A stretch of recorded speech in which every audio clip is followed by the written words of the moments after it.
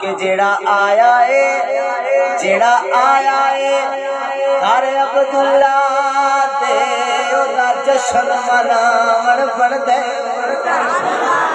جیڑا مناندا ہے سونے دا جشن ذرا بولے بھائی سبحان اللہ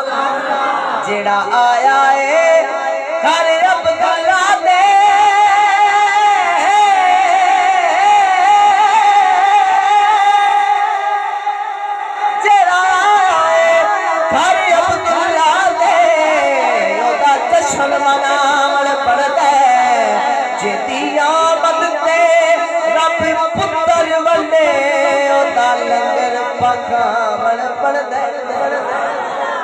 لنگر پکھاون پڑدا ہے تے کعبہ جھکیا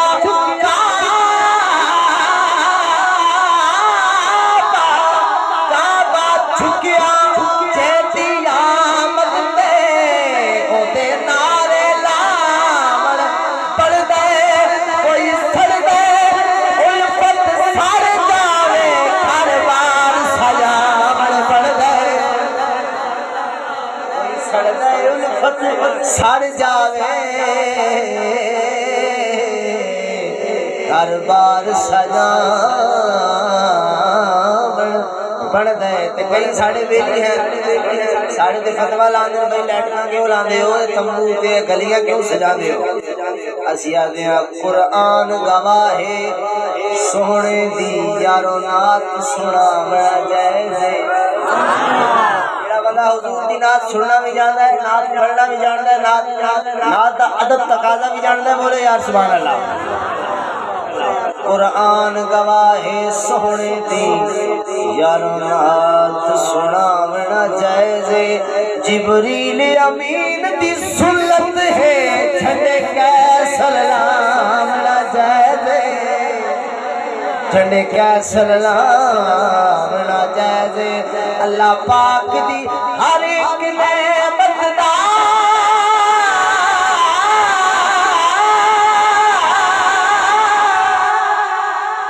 اللہ پاک دی ہر ایک نعمت دا جویں شکر ملاونا جائز ہے دیوانو مدنی باہی دا میلاد مناونا جائز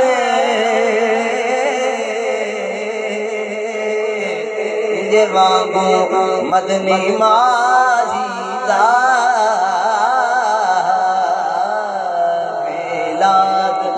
مناونا جائز ہے ایک بڑی محبت علی ربائی قبلہ تعلیم الخلق صاحب کہ مالک مختار نبی جو ہے چند توڑے جوڑے کہیں پوچھنے اس ٹائم تے سبحان اللہ تسی اللہ تھانوں بھی کسی نہیں پوچھنا بولو سبحان اللہ مالک مختار نبی جو ہے چند توڑے جوڑے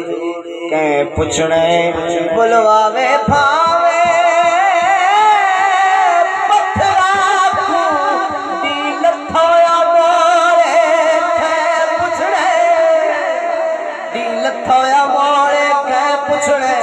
رب چاہتا ہے محبوب دی مرضی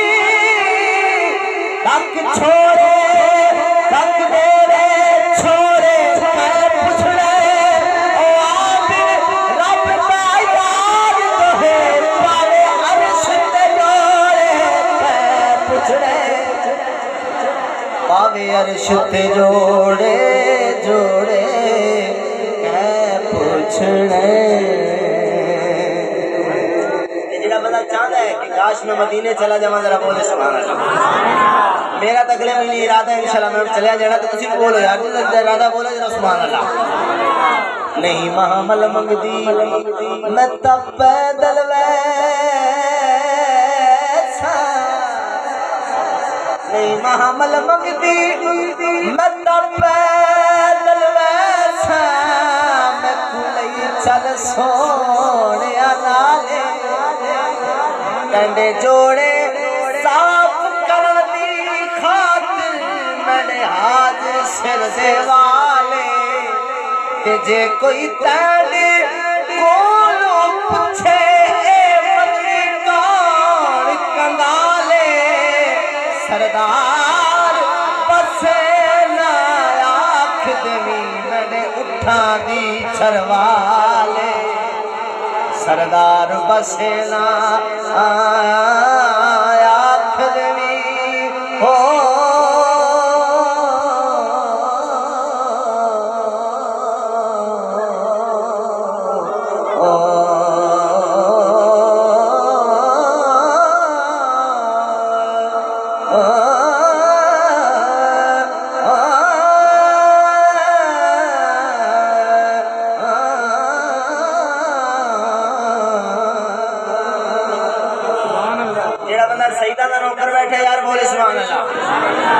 پہلی چہرے تے مسکراہٹ لے ہاتھ بلند کرو تو بولو ذرا سیدہ دا نام سبحان اللہ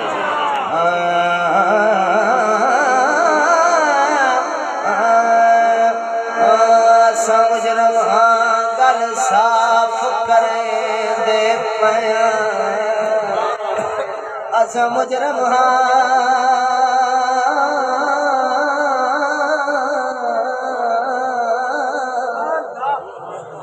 مجرم ہاں گل صاف کریں دے پیا کل بدیاں تے کل جرماں دا اعتراف کریں دے پیا پر آئی یار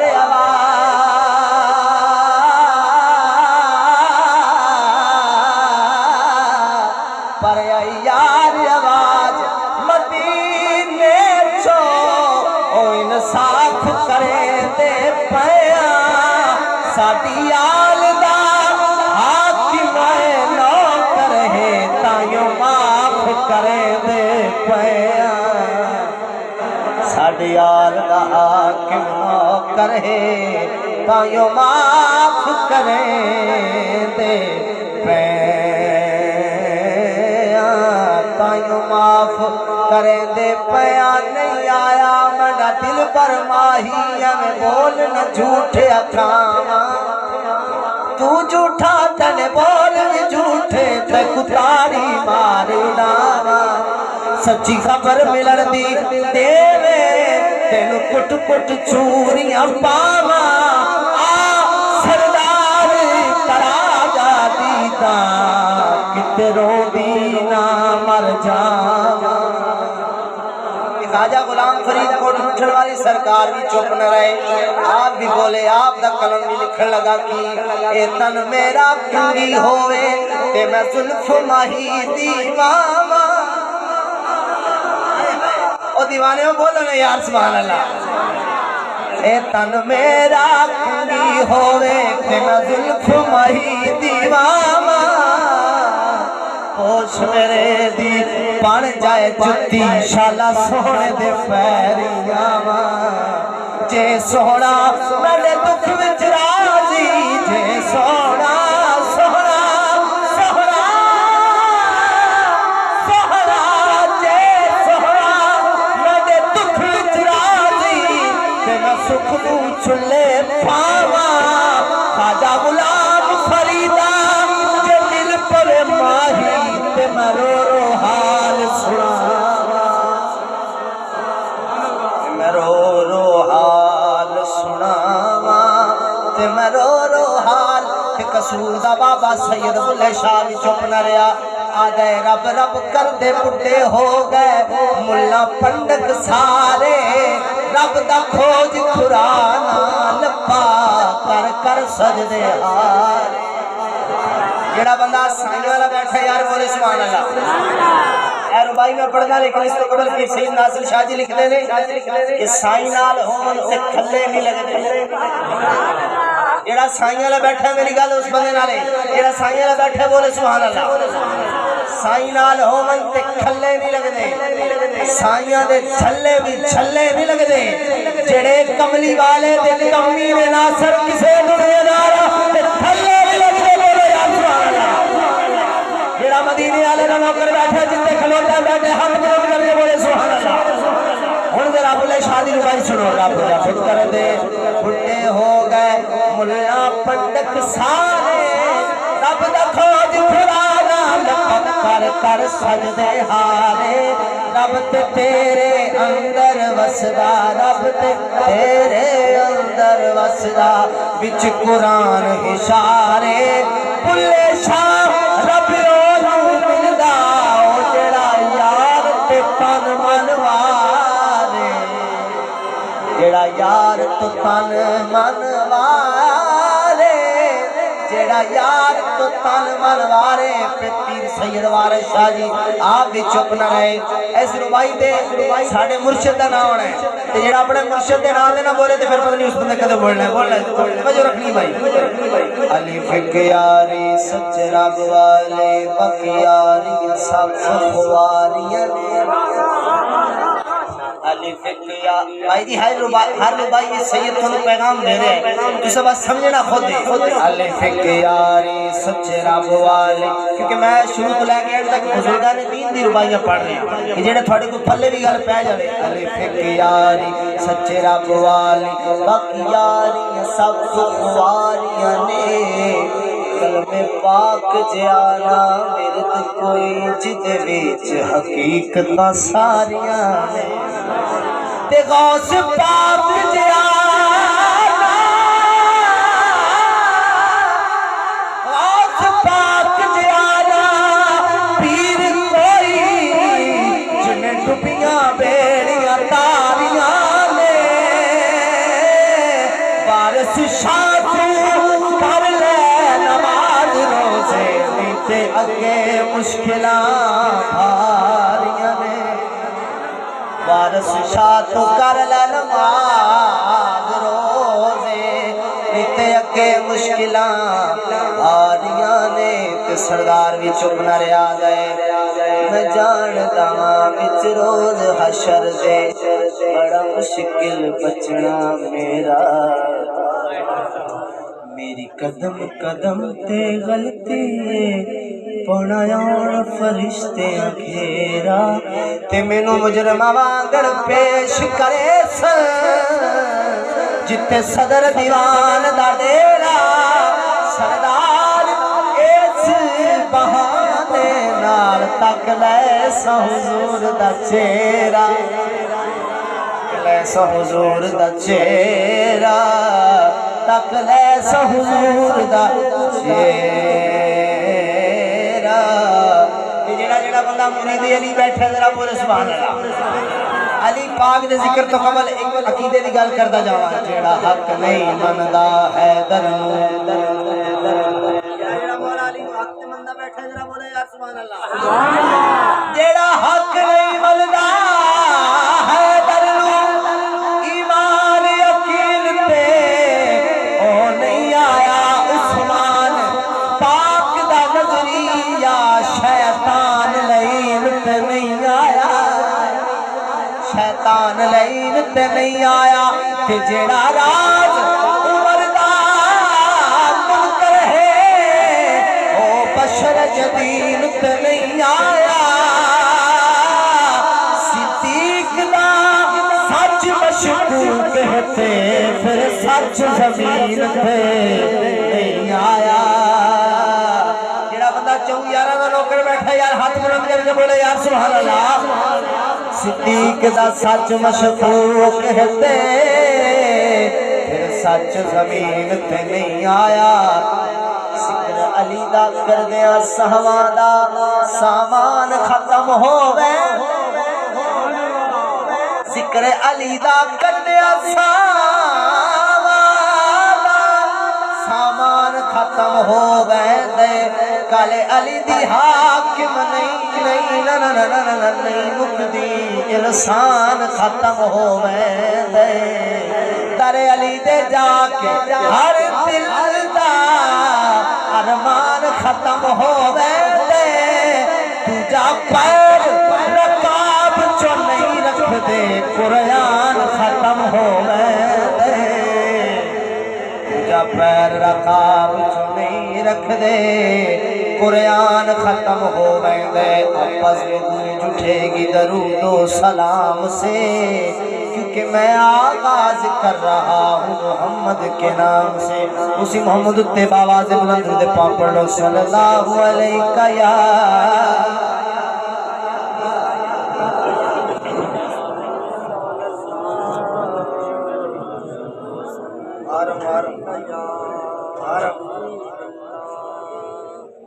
ہاں ایک پنجابی کلام دے چند اشار ہاں ہاں ہاں دل بے چین نو چین دی لوڑے دل بے چین نو چین اگلی گل سمجھ آوے عقیدے نال گل ملے تے ہاتھ بلند کرنا ہے گل پہلے سن لو کی دل بے چین نو چین دی لوڑے لوڑے دل بے چین نو چین دی لوڑے سانو نیمت این دی لوڑے دل بے چین نو چین دی لوڑے لوڑے سانو نیم لفظ محمد عین علی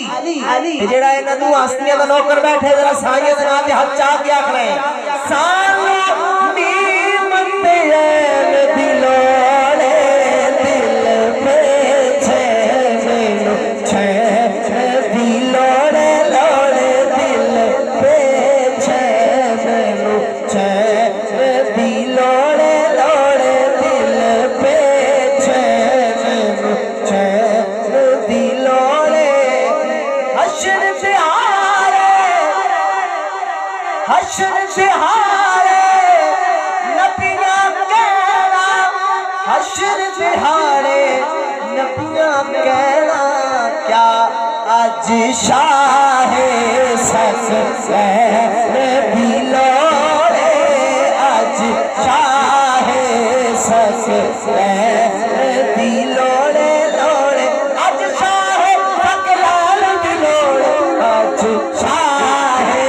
سکین دی لوڑے لوڑے اج شاہ اج حسنین دنال دی لوڑے لوڑے لوڑے لوڑے اج شاہ سکین دی لوڑے اور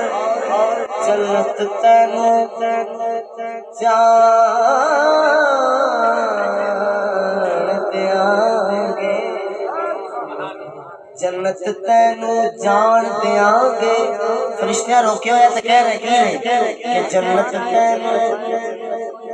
جیڑا جنت دا ٹکٹ ہے آج چلے ہی بیٹھے فرشتے کہہ رہے ہیں کہ جنت تینو جان دیاں گے جنت تینو جان دیاں گے پر ہے درد سین دی لوڑے اور بندہ بھی کھاؤ جی تو مولا علی کوئی ٹکٹ نہیں لینا ہاتھ میں مل کے بھائی پر ہے درد سین دی لوڑے لوڑے پر ہے درد سین دی لوڑے لوڑے پر ہے درد سین دی لوڑے لوڑے پر ہے درد سین دی لوڑے لوڑے پر ہے درد سین دی لوڑے پر ہے درد سین دی لوڑے اور ایک ٹولا ہے جیڑا اپنے وڈیرے نو یزید دی ووٹ یزید دی بڑی اہمیت کردے نے آدھے نے اساں ساڈا یزید ساڈا امام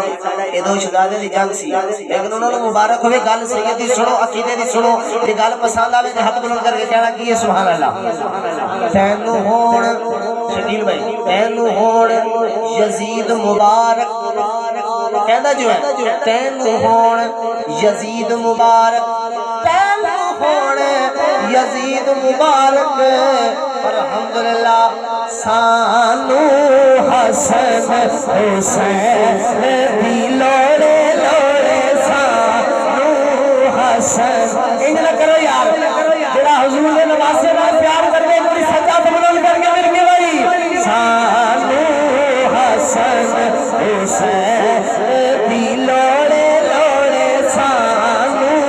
حسن حسین دی لوڑے لوڑے سانو حسن حسین دی لوڑے فضل کی کرنا تاج شہادہ فضل کی کرنا تاج شہادہ یا رسول اللہ یا حبیب اللہ بس تیرے نال دلوڑے بس تیرے نال دلوڑے بس تیرے نال دلوڑے اصل وعدہ دو اشار منقبت مولا علی جان بیٹھے ایک کلام بڑا پسندیدہ آپ دا اس نے دو اشار اور دو اشار کی فرض سمیدہ منقبت غوث پاک نہیں اس گل تے ووٹ تھوڑے نے تے غوث پاک دی منقبت رہن دینے ہیں جی ووٹ ہے تے پھر ہاتھ بلند کر کے بولو یار سبحان اللہ یعنی کچھ بندے رہ گئے ہر مہینے 11ویں بندہ کھاوے غوث دی تے غوث دا نام ہے تے ہاتھ نہ چاہے بندہ اودے تے ڈٹنا چاہے تے ہاتھ بلند کر کے بولو یار سبحان اللہ جدی لحم کا لحمی شالے جدی لحم کا لحمی شالے سونے مدنی دا فرمالے اسلیاں سادت ایمانے علی مولا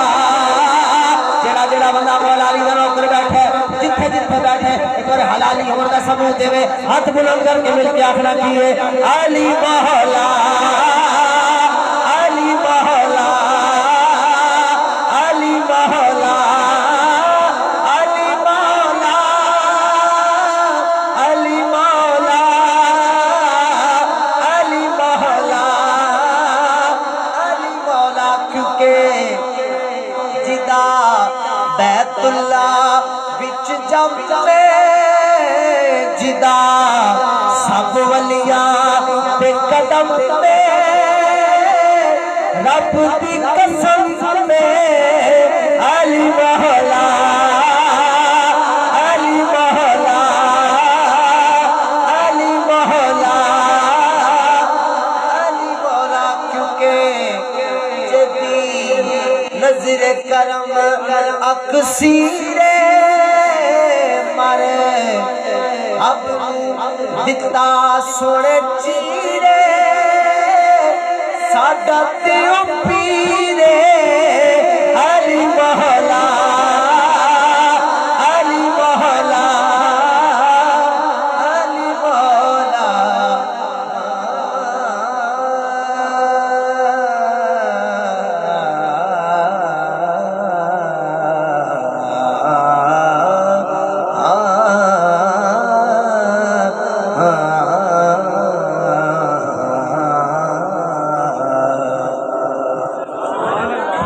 آخر میں دو اشار منقبت غوث پاک ایک باری غوث پاک دی منقبت سنن تو پہلے انہوں نے نانے ہوتے باواز بلند دے پاک صلی اللہ علیہ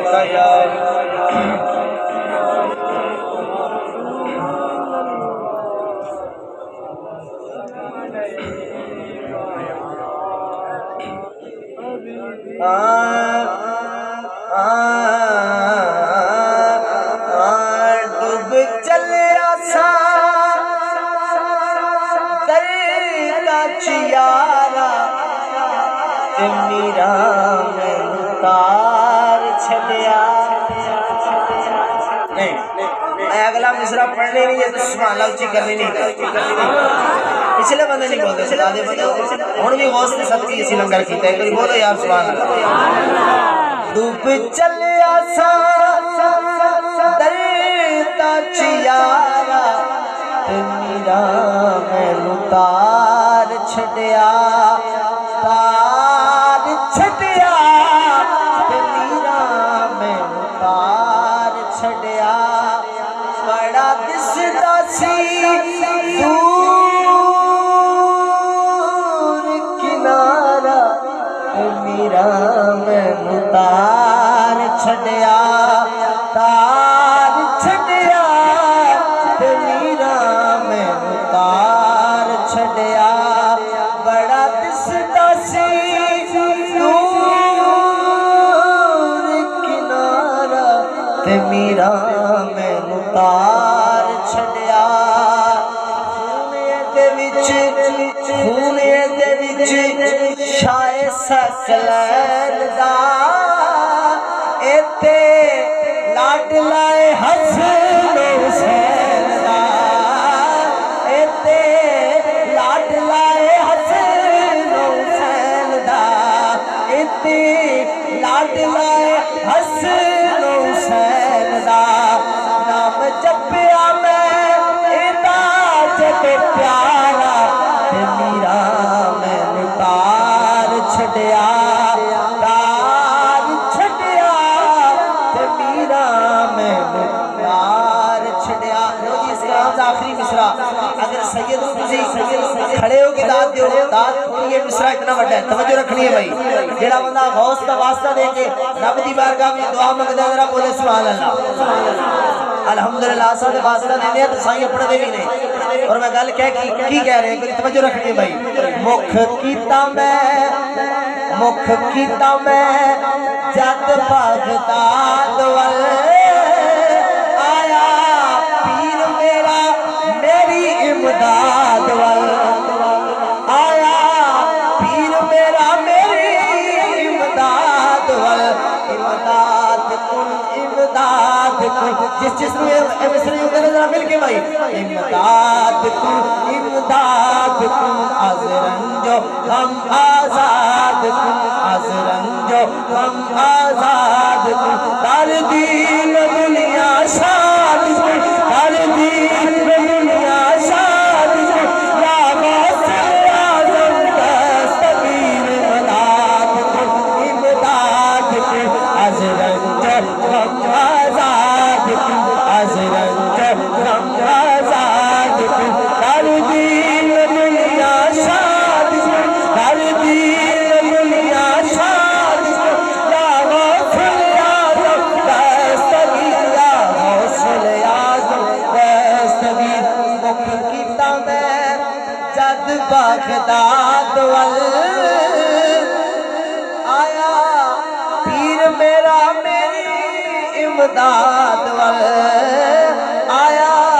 پیر میرا میری امداد ول نعرہ ماریا میں جدو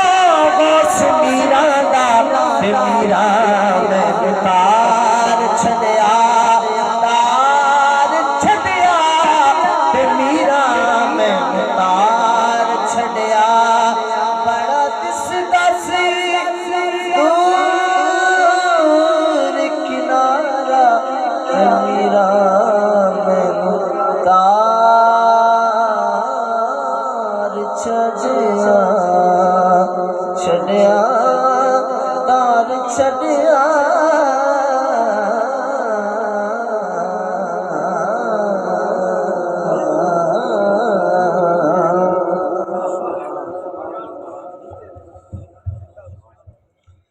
ماشاءاللہ بڑے ہی پیارے انداز میں اپنی حاضری پیش فرما رہے تھے.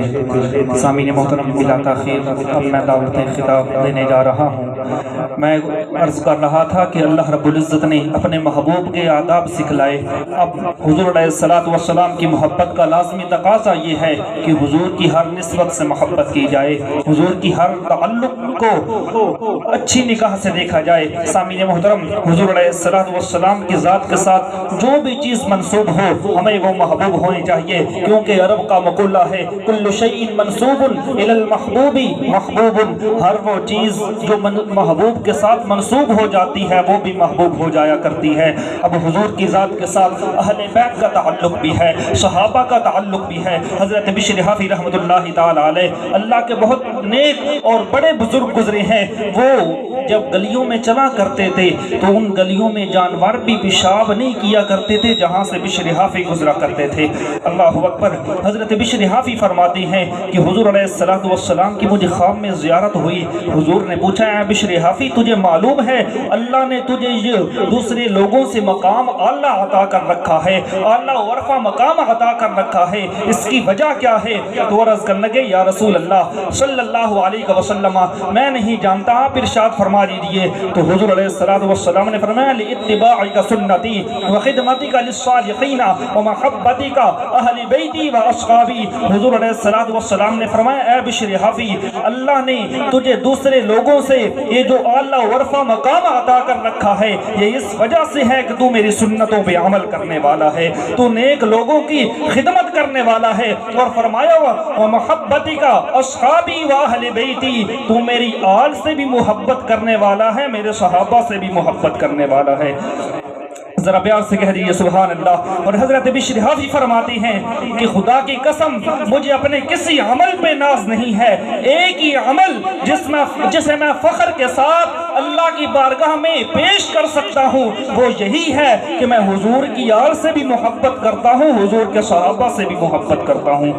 اب میں بلا تاخیر دعوت خطاب کے لیے ملتمس ہوں عالم نبیل فاضل جلیل حضرت علامہ محمد اعظم صدرانہ صاحب فاضل بھیرا شریف آپ کی بارگاہ میں ملتمس ہوں کہ آپ اپنے مواعظ حسنہ سے ہمیں نوازیں۔ نعرہ تکبیر، نعرہ تکبیر، نعرہ رسالت، نعرہ تحقیق، نعرہ تحقیق، نعرہ حیدری۔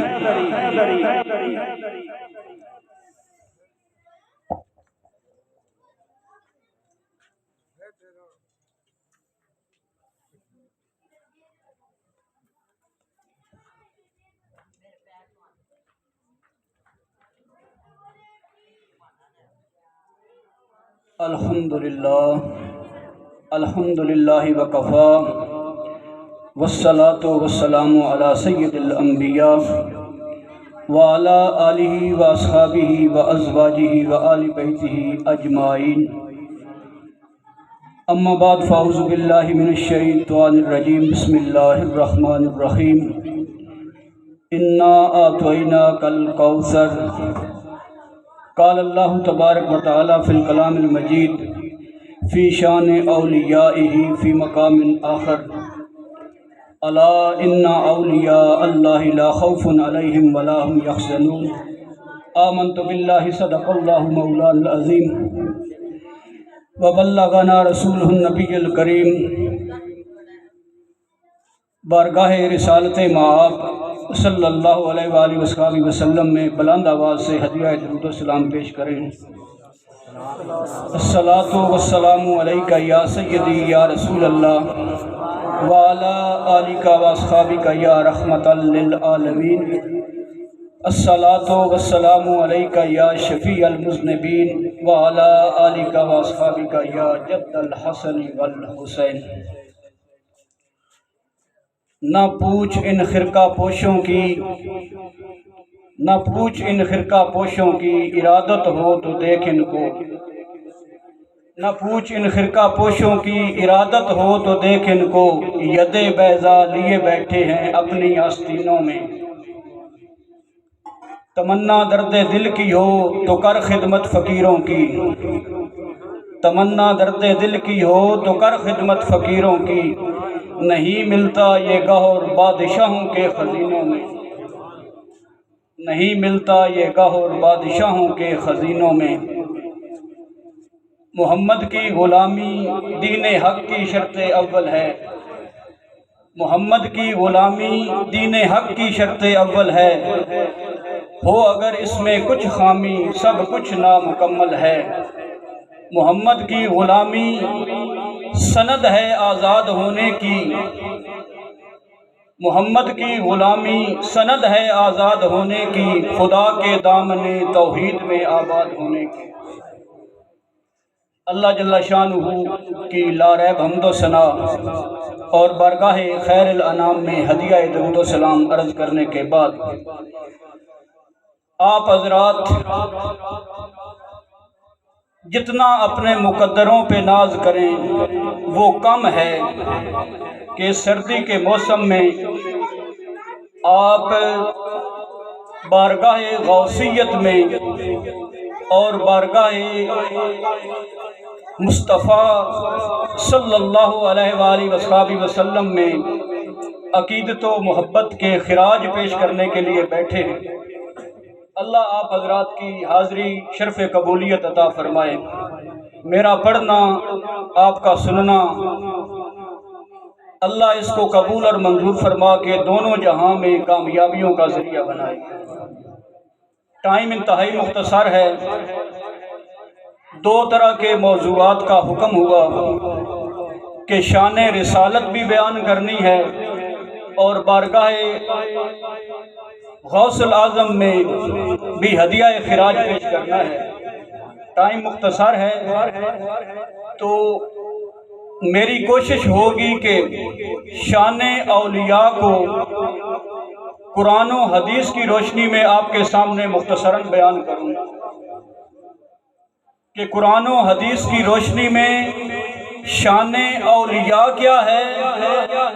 اور اس حوالے سے حضور غوث العظم کا مقام کیا ہے۔ تو جب قرآن اور حدیث پڑھا جائے گا تو یقیناً ساتھ ساتھ بارگاہ رسالت مآب میں بھی حاضری ہوگی۔ اکٹھا ہی ملا کے ان سب چیزوں کو اس کا رزلٹ آپ کے سامنے رکھوں گا۔ توجہ آپ نے میری طرف رکھنی ہے، اگر کوئی بات اچھی لگے تو زبان سے سبحان اللہ کی آواز۔ اگر آپ اس کائنات میں غور کریں تو ہر چیز کے اندر خوف و ہراس کی کیفیت موجود ہے۔ بلند و بالا پہاڑ ہیں، آپ ان کو دیکھتے ہیں کہ بڑی شان اور بڑی شوکت کے ساتھ کھڑے ہیں، لیکن ان کے اندر بھی خوف و ہراس موجود ہے۔ کیا خوف ہے کہ کوئی سنگ تراش پتھروں کو توڑنے والا ہتھوڑا لے کے آئے گا، توڑ کے رکھ دے گا، کیفیت اسی طرح جانور ہے، اس کے ذہن میں یہ خوف ہے کہ کوئی بسم اللہ اللہ اکبر کہنے والا آئے گا، گلے پہ چھری چلا دے گا، کام ختم ہو جائے گا۔ اسی طرح چاند ہے، رات کو بڑی آب و تاب کے ساتھ چمکتا ہے، لیکن اس کے اندر بھی یہ خوف و ہراس موجود ہے کہ کہیں صبح ہو جائے گی، میری چاندنی ختم ہو جائے گی۔ سورج دن کے وقت لہلہاتا ہے، آب و تاب کے ساتھ چمکتا ہے، لیکن اس کو بھی یہ خوف رہتا ہے کہ کہیں سورج گرہن نہ لگ جائے۔ المختصر، اس کائنات کے اندر چھوٹی سے چھوٹی چیز سے لے کر بڑی سے بڑی چیز تک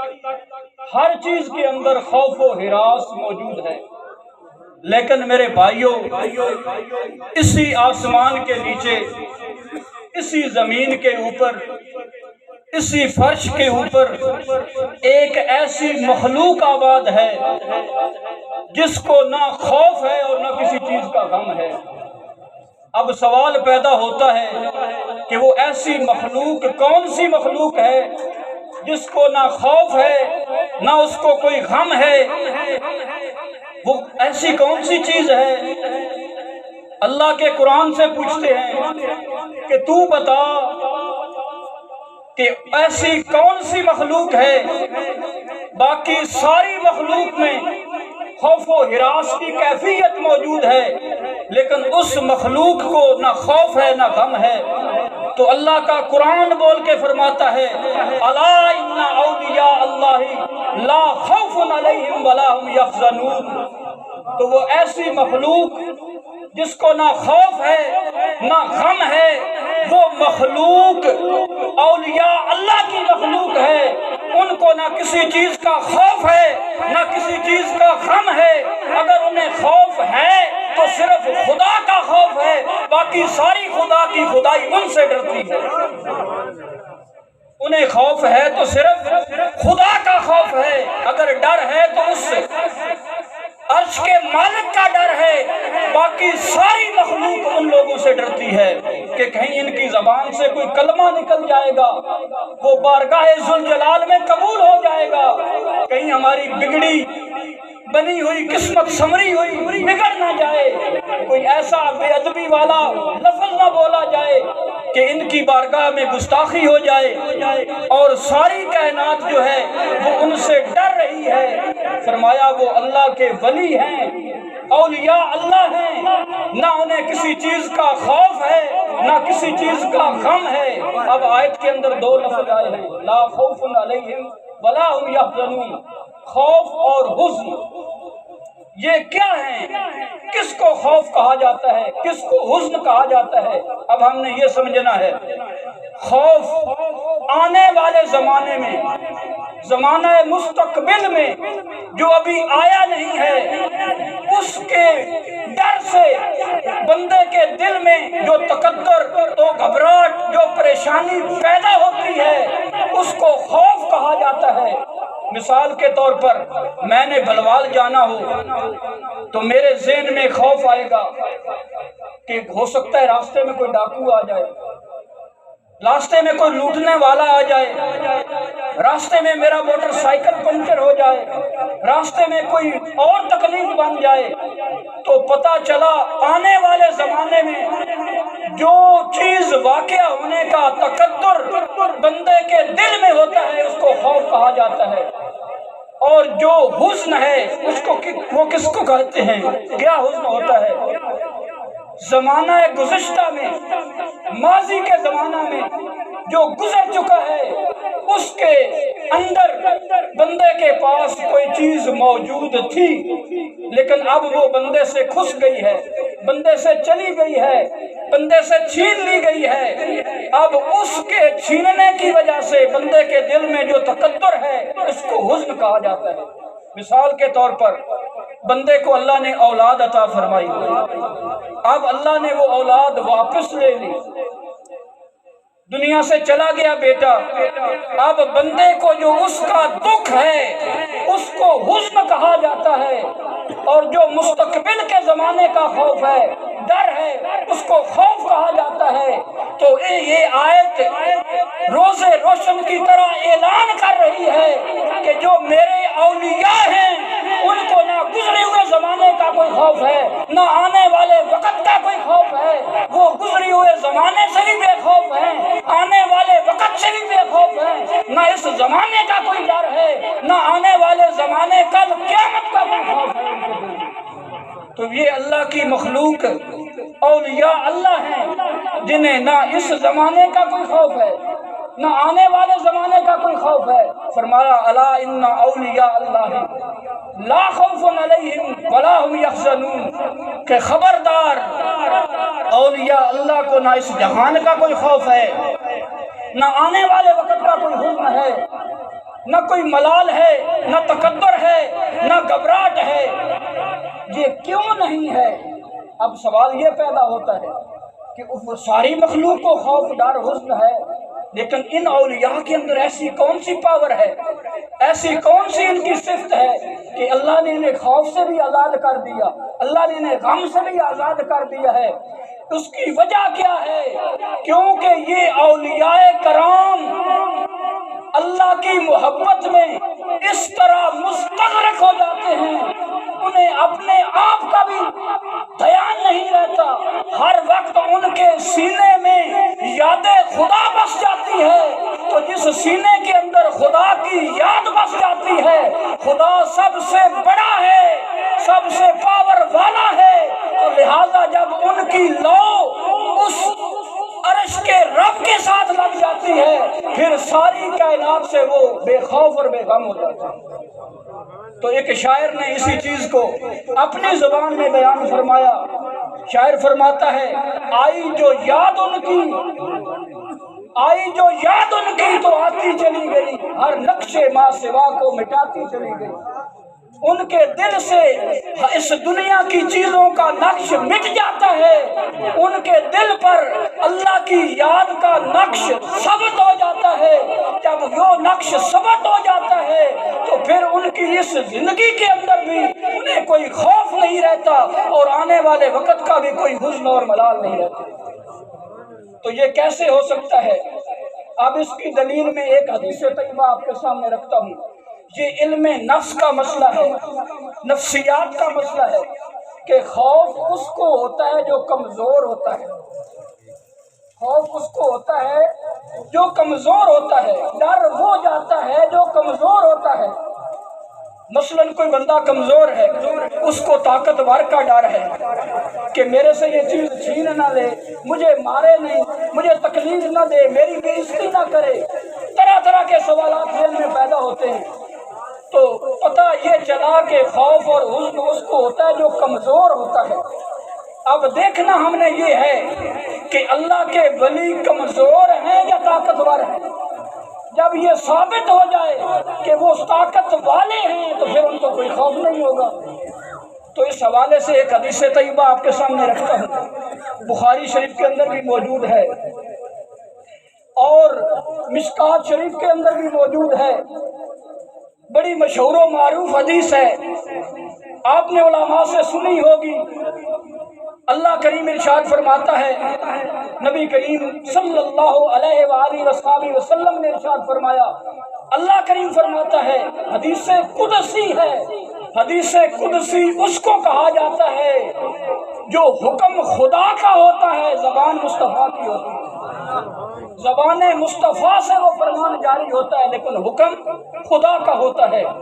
فرمایا من عادی لی ولیًا فقد آذنتہ بالحرب، کہ جو بندہ میرے ولی کے ساتھ دشمنی کرے گا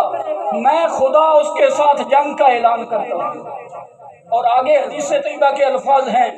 مفہوم بنتا ہے کہ بندہ فرائض کی ادائیگی کے ساتھ، کہ جو چیزیں میں نے اس کے اوپر فرض کی ہیں ان کے ادا کرنے سے بندہ میری بارگاہ میں قرب حاصل کرتا ہے، اور ان فرائض کو ادا کرنے کے بعد بندہ ما زال عبدی یتقرب الی بالنوافل، کہ فرائض ادا کرنے کے بعد جو باقی ٹائم بچتا ہے وہ نوافل ادا کرتا ہے، ان کے ذریعے میرا قرب حاصل کر لیتا ہے، اور وہ قرب حاصل کرتے کرتے اس مقام تک پہنچ جاتا ہے، اللہ کریم فرماتا ہے میں اس کے ہاتھ بن جاتا ہوں جن کے ساتھ وہ پکڑتا ہے، میں اس کے پاؤں بن جاتا ہوں جن کے ساتھ وہ چلتا ہے، میں اس کی آنکھیں بن جاتا ہوں جن کے ساتھ وہ دیکھتا ہے، میں اس کے کان بن جاتا ہوں جن کے ساتھ وہ سنتا ہے۔ اور آگے فرمایا والا ان سالنی، اگر وہ کسی چیز کا مجھ سے سوال کرتا ہے لا اوتینہ، میں رب ضرور بر ضرور اس کی جھولیاں بھر دیتا ہوں۔ والا ان استعاذنی لاعیذنہ، اگر وہ مجھ سے پناہ مانگتا ہے تو میں اس کو پناہ بھی عطا فرماتا ہوں۔ اب پتہ چلا کہ بندہ جب عبادت کرتے کرتے اس مقام تک پہنچ جاتا ہے کہ اللہ کریم اس کو اتنا قرب عطا فرما دیتا ہے کہ وہ بندے کے ہاتھ بن جاتا ہے، پاؤں بن جاتا ہے، کان بن جاتا ہے، آنکھیں بن جاتا ہے، اس کے اعضاء بن جاتا ہے، تو جب وہ طاقت والا ہے تو جس کو یہ مقام عطا کر دیتا ہے وہ بھی طاقت والا بن جاتا ہے۔ جب طاقت والا بن جاتا ہے تو پھر کسی چیز کا خوف اور غم اس سے دل سے ہٹ جاتا ہے، پھر کسی کا خوف اور غم اس کے دل میں نہیں رہتا ہے۔ اب آپ کے ذہن میں ایک اور سوال آ رہا ہوگا کہ مولوی صاحب نے یہ کیا بیان کر دیا، اللہ تو ہاتھ بننے سے پاک ہے، کان بننے سے پاک ہے، آنکھیں بننے سے پاک ہے، پاؤں بننے سے پاک ہے، ہاتھ بننے سے پاک ہے، تو پھر ایسی کون سی چیز ہے؟ یہ کیوں مسئلہ بیان کیا ہے؟ وجہ کیا ہے؟ میرے بھائیوں، اب میں آپ کو یہ مسئلہ سمجھانا چاہتا ہوں کہ اللہ کریم کسی بندے کے ہاتھ، پاؤں، آنکھیں اور کان کیسے بنتا ہے، کیسے آنکھیں اور کان بنتا ہے، کیسے ہاتھ اور پاؤں بنتا ہے؟ اللہ کریم کے محبوب نے ارشاد فرمایا کہ اللہ کریم اپنے بندے کو یہ مقام عطا کرتا ہے کہ اس کی عبادات کے قبولیت پر اس کو یہ شرف عطا کرتا ہے کہ اس کے ہاتھ، پاؤں اور کان بن جاتا ہے۔ اس سے مراد اور مفہوم یہ ہے کہ اس بندے کے ہاتھوں میں اللہ کریم ایسی طاقت رکھ دیتا ہے، پھر وہ نزدیک سے بھی پکڑ لیتا ہے، دور سے بھی پکڑ لیتا ہے، پھر وہ نزدیک سے بھی دیکھ لیتا ہے، دور سے بھی دیکھ لیتا ہے، پھر اس کے فاصلے مٹ جاتے ہیں، پھر وہ دور سے بھی سن لیتا ہے، نزدیک سے بھی سن لیتا ہے۔ گویا کہ اس کا مفہوم اگر اور سادہ کروں تو اس بندے کی طاقت، ہاتھ کی طاقت، پاؤں کی طاقت، کان کی طاقت، آنکھوں کی طاقت دیکھ کر خدا کی طاقت یاد آ جاتی ہے۔ کہ دیکھیں جس خدا کا بندہ اتنا طاقتور ہے اس خدا کی طاقت کا عالم کیا ہوگا، جس بندے کی طاقت کا یہ عالم ہے کہ وہ دور سے بھی پکڑ رہا ہے نزدیک سے بھی پکڑ رہا ہے، اس خدا کی طاقت کا عالم کیا ہوگا جس نے یہ طاقتیں اس بندے کو عطا فرمائی۔ اس سے شرک نہیں ہو جاتا بلکہ اللہ کے ساتھ توحید کا رشتہ اور مضبوط ہو جاتا ہے، توحید کا رشتہ اور مضبوط ہو جاتا ہے کہ بندے کی طاقت دیکھنے سے اس خدا کی طاقت یاد آ جاتی ہے۔ اب مزید اگر سادہ کروں، اولیاء کرام کی آپ شانیں پڑھیں، علماء سے سنیں، ان کی کرامات کا حوالہ پڑھیں تو کتنی ایسی کرامات ہیں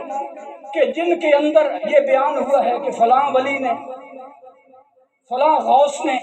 فلاں قطب نے، فلاں ابدال نے، فلاں اوتاد نے یہ کرامت دکھائی کہ اس کا مرید اتنا دور تھا اس نے امداد کر دی، اس نے اتنا دور سے پکارا اس نے سن لیا،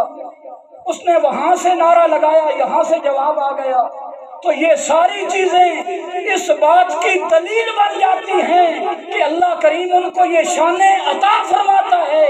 پھر ان کی شانوں کو دیکھ کر خدا کی شانیں یاد آیا کرتی ہیں۔ اگر ایک شخصیت سیدنا عمر بن خطاب رضی اللہ تعالیٰ عنہ، سارے ولی بڑی شانوں والے ہیں، غوث پاک کی شانیں بہت زیادہ ہیں، ہم کیا بیان کر سکتے ہیں، صرف بطور دلیل آپ کے ذہن میں یہ مسئلہ راسخ کرنے کے لیے حضور خلیفہ دوم سیدنا عمر بن خطاب رضی اللہ تعالیٰ عنہ کی زندگی سے آپ کے سامنے یہ 4 مثالیں رکھتا ہوں، کیونکہ اللہ کریم طاقت والا ہے اور وہ بندوں کو طاقت عطا فرماتا ہے۔ جب وہ طاقت دیتا ہے تو بندے کی اصل 4 چیزیں ہیں، آگ، پانی، ہوا اور مٹی۔ آگ، پانی، ہوا اور مٹی، یہ عناصر اربع ان کو بولتے ہیں۔ یہ 4 عناصر ملتے ہیں تو یہ کائنات کی چیزیں بنتی ہیں، کائنات کی چیزیں بنتی ہیں۔ اللہ کریم جب ان چیزوں کے اوپر اپنے ولیوں کو کنٹرول عطا کر دیتا ہے تو پھر ان سے بننے والی چیزوں پر کنٹرول کیوں نہیں ہوگا؟ حضور سیدنا عمر بن خطاب رضی اللہ تعالیٰ عنہ کی شان پڑھیں، آپ کی تاریخ پڑھیں تو آپ کی تاریخ میں یہ بات آتی ہے کہ آپ کے دور خلافت کے اندر یمن کے اندر ایک پہاڑ سے آگ ظاہر ہوئی، آگ نکلی، نمودار ہوئی، لوگوں نے سمجھا کہ یہ ساری بستیوں کو اپنی لپیٹ میں لے لے گی۔ لوگ دوڑتے ہوئے عمر بن خطاب کی خدمت میں حاضر ہوئے کہ یا حضرت آپ خلیفۃ المسلمین ہیں، کوئی انتظام فرمائیں، فلاں علاقے کے اندر آگ نکل آئی ہے پہاڑی سے اور وہ پھیلتی جا رہی ہے۔ تو آپ نے کچھ نہیں کہا کہ پانی پھینک دو، اس پہ پھونک مارو، کوئی واٹر سپلائی والا انتظام کرو، کوئی پریشر والی گاڑی لے آؤ، یہ نہیں فرمایا، بلکہ آپ نے اپنا کرتا اتار کے اس غلام کو عطا فرمایا اور فرمایا یہ کرتا لے کے جا، اس آگ کے سامنے کر دے، اللہ کریم اس کا آگ کو واپس بلا لے گا۔ تو وہ غلام لے کے جاتا ہے، آگ کے سامنے آپ کا قمیص، آپ کا کرتا کیا جاتا ہے، کرتا کرنے سے اس آگ کو اللہ کریم واپس بلاتا ہے اور لوگ کہتے ہیں، گواہی دیتے ہیں کہ آنکھوں سے دیکھتے دیکھتے وہ آگ غائب ہونا شروع ہو جاتی ہے۔ تو گویا اللہ کریم اپنے ولیوں کو آگ کے اوپر بھی طاقت عطا فرما دیتا ہے۔ جب آگ کے اوپر طاقت ہے تو آگ سے بننے والی چیزوں کے اوپر خود بخود طاقت ہوگی۔ اور دوسری چیز ہے پانی۔ دوسری چیز کیا ہے؟ پانی ہے۔ اللہ کریم اپنے ولیوں کو پانی کے اوپر بھی طاقت عطا فرماتا ہے۔ حضرت عمر بن خطاب رضی اللہ تعالیٰ عنہ کا دور ہے، مصر کا دریا ہے، دریائے نیل، وہ خشک ہو جاتا ہے، سوکھ جاتا ہے، پانی ختم ہو جاتا ہے دریا سے۔ مصر والے دوڑ کے مصر کے خلیفہ، مصر کے والی عمر بن عاص رضی اللہ تعالیٰ عنہ کے پاس حاضر ہوتے ہیں کہ یا حضرت دریائے نیل خشک ہو چکا ہے، اور پہلے ہمارا طریقہ یہ چلتا آ رہا ہے کہ جب یہ دریا خشک ہوتا ہے ہم ایک کنواری نوجوان لڑکی کو اس دریا کی بھیڑ چڑھاتے ہیں، اس دریا میں زندہ پھینکتے ہیں اور دریائے نیل چلنا شروع ہو جاتا ہے۔ جب عمر بن عاص رضی اللہ تعالیٰ عنہ کو یہ بتایا گیا تو آپ نے فرمایا یہ تو ایک جان کو خواہ مخواہ ضائع کرنا ہے، نفس کو ضائع کرنا ہے جس کو اللہ کریم نے منع فرمایا ہے، یہ تو بہت بڑا ظلم ہے۔ آپ نے فرمایا تم ٹھہرو، میں عریضہ لکھ کے خلیفہ وقت سیدنا عمر بن خطاب رضی اللہ تعالیٰ عنہ کے پاس بھیجتا ہوں، وہاں سے جو حکم آئے گا اس حکم کے مطابق فیصلہ کیا جائے گا۔ تو قاصد دوڑتا دوڑتا مدینہ میں حاضر ہوتا ہے، سیدنا عمر بن خطاب کے پاس آتا ہے، آپ سے بیان کیا جاتا ہے کہ دریائے نیل مصر کا دریا تھا، سوکھ گیا ہے، پانی ختم ہو گیا ہے، جانور مر رہے ہیں، بچے مر رہے ہیں، پریشانی ہے، فصلیں تباہ ہو رہی ہیں۔ پوچھا پہلے کیسے ہوتا تھا؟ جب سوکھتا تھا تو کیسے چلتا تھا؟ بیان کیا گیا کہ پہلے طریقہ یہ تھا کہ ایک خوبصورت نوجوان کنواری لڑکی کو اس کو بھیڑ چڑھایا جاتا تھا اور دریائے نیل چلنا شروع ہو جاتا تھا۔ تو آپ نے یہ نہیں فرمایا کہ وہی طریقہ کر لو، یہ دم کر دیتا ہوں، یہ ہو جائے گا، وہ ہو جائے گا، بلکہ آپ نے ایک تاریخی خط لکھا، ایک تاریخی خط لکھ کے اس قاصد کو دیا، اور آپ نے اس خط کے اندر جو الفاظ لکھے میں اس کا مفہوم اور ترجمہ آپ کے سامنے رکھتا ہوں۔ آپ فرماتے ہیں یہ عمر بن خطاب کی طرف سے مصر کے دریا نیل کی طرف یہ خط ہے، اگر تو اس کماری لڑکی کو بھیڑ چڑھانے کی وجہ سے چلتا ہے تو ہمیں تیری کوئی ضرورت نہیں ہے، اگر تو اللہ کے حکم سے جاری ہوتا ہے تو یہ مسلمانوں کا خادم، مسلمانوں کا خلیفہ، اللہ کے رسول کا غلام تیری بارگاہ میں یہ رکا بھیج رہا ہے، جب تیرے اندر یہ رکا پھینکا جائے تو تو چلنا شروع ہو جائے اللہ کے حکم سے۔ وہ قاصد لے کے وہ رکا جاتا ہے، دریائے نیل کے اندر پھینکا جاتا ہے۔ پھینکنے کی دیر سی لوگوں نے دیکھا کہ دریائے نیل چلنا شروع ہو گیا، اور اس طرح چلا کہ آج تک تاریخ کے اندر آتا ہے کہ دریائے نیل کے پانی میں گانی بھی نہیں پڑی ہے، پانی کم بھی نہیں ہوا ہے، جس رفتار سے چل رہا تھا آج اتنے 100 سال گزرنے کے باوجود اسی رفتار سے جاری ہے۔ تو گویا اللہ کریم اپنے ولیوں کو پانی کے اوپر بھی طاقت عطا فرما دیتا ہے۔ اور تیسری چیز آپ کے سامنے رکھی کہ ہوا کے اوپر بھی اللہ کریم اپنے نبیوں، اپنے ولیوں کو، پیاروں کو طاقت عطا فرماتا ہے۔ تو عمر بن خطاب کی تاریخ ہی پڑھ لیں، لمبا چوڑا جانے کا وقت نہیں ہے۔ آپ کی تاریخ میں یہ آتا ہے کہ آپ نے نہامت کے علاقے میں ایک لشکر بھیجا تھا، اور اس لشکر کو بھیج کے آپ نے فرمایا تھا کہ تم نے اس لشکر کو حکم دیا تھا کہ جا کر وہاں پر جنگ کرنی ہے کفار کے ساتھ۔ جنگ کرتے کرتے وہاں کا جو کمانڈر تھا حضرت ساریہ رضی اللہ تعالیٰ عنہ، آپ فرماتے ہیں کہ ایک وقت آیا کہ مسلمانوں کے پیر ڈگمگانا شروع ہو گئے، بظاہر مسلمانوں کو شکست ہونا شروع ہو گئی۔ تو میں نے عمر بن خطاب کا خیال ذہن میں سوچا، عمر بن خطاب مدینہ کے اندر مسجد نبوی کے اندر منبر کے اوپر بیٹھ کر لوگوں کو خطبہ دے رہے تھے، وہاں بھی لوگ موجود تھے۔ تو فوراً عمر بن خطاب نے وہاں سے اس ہوا کی لہروں کے ذریعے، آج اتنے 100 سال کے بعد یہ ٹیلی فون یہ ایجاد ہوئے کہ لہروں کے ذریعے پیغام پہنچتا ہے، لیکن اللہ کے ولیوں کو اللہ کریم نے اس دور سے یہ لہروں کے اوپر کنٹرول عطا فرمایا ہوا ہے۔ آپ نے مسجد نبوی کے اندر لوگ موجود ہیں، فوراً اپنا خطبہ روک کے وہاں کے کمانڈر حضرت ساریہ رضی اللہ تعالیٰ عنہ کو فرماتے ہیں، یا ساریہ الی الجبل، اے ساریہ ذرا پہاڑ کی طرف سے ہو کر حملہ کرو، ذرا پہاڑ کی طرف سے ہو کر حملہ کرو۔ عربی زبان میں لفظ ہے یا ساریہ الی الجبل، ذرا پہاڑ کی سائڈ سے ہو کر دشمن پہ حملہ کرو تو صحابہ حیران ہوئے، سننے والے حیران ہوئے کہ ساریہ تو اتنی دور، اتنے سینکڑوں میل دور نعامت میں گئے ہوئے ہیں، وہاں پر جنگ کر رہے ہیں، تو یہ عمر بن خطاب مدینہ میں بیٹھے ہیں، وہاں مدینہ میں بیٹھ کر اتنے دور جنگ کو کیسے ملاحظہ کر رہے ہیں، اور پھر کمانڈر کو خطاب بھی کر رہے ہیں، ہدایات بھی جاری کر رہے ہیں۔ تو کچھ عرصہ گزرنے کے بعد وہاں سے پھر قاصد واپس آیا، کیونکہ قاصدوں کا دور تھا، ٹیلی فون کا دور نہیں تھا۔ قاصد واپس آیا، اس نے آ کر جنگ کے حالات امیر المومنین کے سامنے بیان کیے۔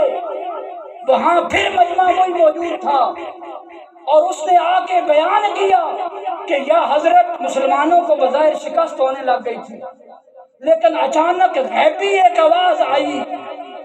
اور ہمارے کمانڈر کو حکم ہوا کہ اے ساریہ ذرا پہاڑ کی طرف سے آ کے حملہ کرو۔ جب ساریہ رضی اللہ تعالی عنہ نے اپنی جنگی حکمت عملی کو بدلا اور پہاڑ کی سائڈ سے ہو کر حملہ کیا تو اللہ کریم نے مسلمانوں کو فتح عطا فرما دی۔ اس وقت ان لوگوں کو سمجھ آئی کہ وہ مدینہ میں بیٹھ کے منبر کے اوپر امیر المومنین نے جب خطبہ روک کے یا ساریہ الی الجبل فرمایا تھا وہ حق تھا۔ یہ ہے شان اولیاء کہ اللہ کے ولیوں کو اللہ کریم ہوا کے اوپر بھی طاقت عطا فرما دیتا ہے۔ اور چوتھی چیز زمین ہے، مٹی ہے، جس سے یہ چیزیں بنتی ہیں، اللہ کریم اس کے اوپر بھی اپنے ولیوں کو طاقت عطا فرماتا ہے۔ اور وہ کیسے؟ سیدنا عمر بن خطاب کی تاریخ ہی پڑھ لو، آپ کی تاریخ میں آتا ہے کہ مدینہ کی دھرتی پر ایک مرتبہ زلزلہ آ گیا، مدینہ کی دھرتی کے اوپر زلزلہ آ گیا، دھرتی کانپنے لگ گئی۔ امیر المومنین نے اللہ کی بارگاہ میں التجائیں کی، دعائیں کی، لیکن زلزلہ رک نہیں رہا، تھم نہیں رہا، ختم نہیں ہو رہا ہے۔ آپ کیونکہ جلال والے تھے، آپ جلال کے اندر آ گئے اور اپنا کوڑا جو سزا دینے کے لیے بنایا ہوا تھا، وہ تروڑ، وہ سوٹا، وہ کوڑا آپ نے اٹھا کے زمین پہ مارا، اور ساتھ اپنا پاؤں بھی زمین پہ مارا، اور زمین کو کہا اس کو خاموش ہو جا، ٹھہر جا، رک جا۔ کیا تیرے اوپر عمر نے عدل نہیں کیا ہے؟ کیا عمر نے تیرے اوپر عدل نہیں کیا ہے کہ تو کانپ رہی ہے؟ تاریخ میں آتا ہے، علماء بتاتے ہیں، محدثین بتاتے ہیں، مفسرین بتاتے ہیں کہ وہ وقت گزرا، آج 1400 سال گزرنے کے بعد بھی مدینہ کی دھرتی کے اوپر زلزلہ برپا نہیں ہوا۔ آج بھی زلزلہ مدینہ کی دھرتی پہ نہیں آیا، یہ عمر بن خطاب کے اس تروڑ اور پاؤں کی صدقہ ہے، برکت ہے۔ تو یہ شان ہے خدمت گاروں کی، سردار کا عالم کیا ہوگا؟ یہ شان ہے خدمت گاروں کی، سردار کا عالم کیا ہوگا؟ جب حسن تھا ان کا جلوہ نما، دیدار کا عالم کیا ہوگا؟ جب حسن تھا ان کا جلوہ نما، دیدار کا عالم کیا ہوگا؟ تو یہ شان ہے اللہ کے ولیوں کی۔ اب ایک حدیث پاک آپ کے سامنے، کیونکہ میلاد کا بھی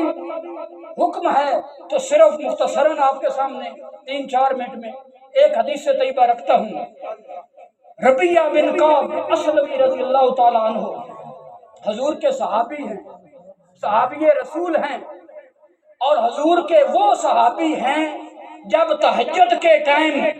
آمنہ کے لال بیدار ہوتے تھے تو یہ آمنہ کے لال کو، اپنے پیر کو، اپنے نبی کو، اپنے آقا کو، اپنے مولا کو، اپنے ملجا کو، اپنے ماوا کو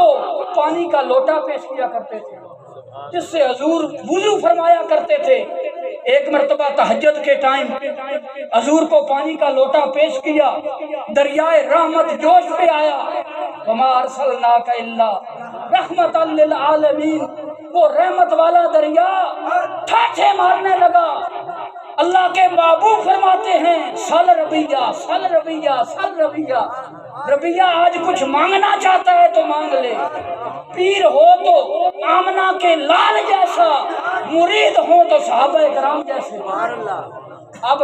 ہمارے جیسا کوئی ہوتا پیر کہتا کہ بھائی فلاں کچھ مانگنا چاہتا ہے تو مانگ، میں مانگتا 2-4 مربے مل جائیں، کوئی کار مل جائے، کوئی کوٹھی مل جائے، کوئی بنگلہ مل جائے،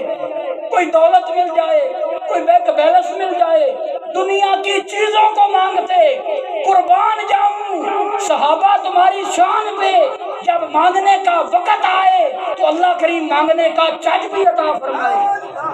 اللہ نے یہ چج عطا فرمایا کہ آمنہ کے لال سے مانگنے کا وقت آیا تو جھولی پھیلا لی اور عرض کرنے لگے یا رسول اللہ میں دنیا کی چیز نہیں مانگتا، اسالوں کا مرافقتہ کا فی الجنہ یا رسول اللہ، یا رسول اللہ میری ایک ہی خواہش ہے کہ جنت کے اندر جہاں تمہارا مقام ہو تمہارا خادم بھی وہاں حاضر ہو، جنت میں تمہارا یار تمہارے ساتھ ہو، دنیا کی کوئی چیز نہیں مانگتا۔ اب آمنہ کے لال نے مرید بھی تھے نا تو پیر بھی تھا، تو آمنہ کے لال نے آگے سے یہ نہیں فرمایا کہ ربیہ میں نے تیرے صرف دنیا کی چیز کہی تھی، میں نے کہا تھا پیسے مانگ لینا، کار مانگ لینا، کوٹھی مانگ لینا، بنگلہ مانگ لینا، دولت مانگ لینا، زمین مانگ لینا، باغات مانگ لینا، جائیداد مانگ لینا، تو نے آخرت کی چیز مانگ لی ہے، وہ جنت تو بڑی دور ہے۔ اللہ کے محبوب نے یہ نہیں فرمایا بلکہ فرمایا اس وما ینطق عن الہوی ان ہوا الا وحی یوحی، ان لبوں سے جو کچھ نکلتا ہے وہ اللہ کا فرمان ہوا کرتا ہے۔ اور ایک مرتبہ اللہ کے محبوب فرماتے ہیں کہ اس زبان سے ما یخرج منہ الا الحق، کہ اس زبان سے حق کے علاوہ نکلتا ہی کچھ نہیں، تو وہ لب کھلتے ہیں۔ اللہ کے محبوب ارشاد فرماتے ہیں او غیر ذالک، اے ربیہ جنت تو اللہ نے تجھے عطا کر دی ہے، کچھ اور مانگنا چاہتا ہے تو میں اس شعر کے اوپر اپنی اس گفتگو کو ختم کرتا ہوں۔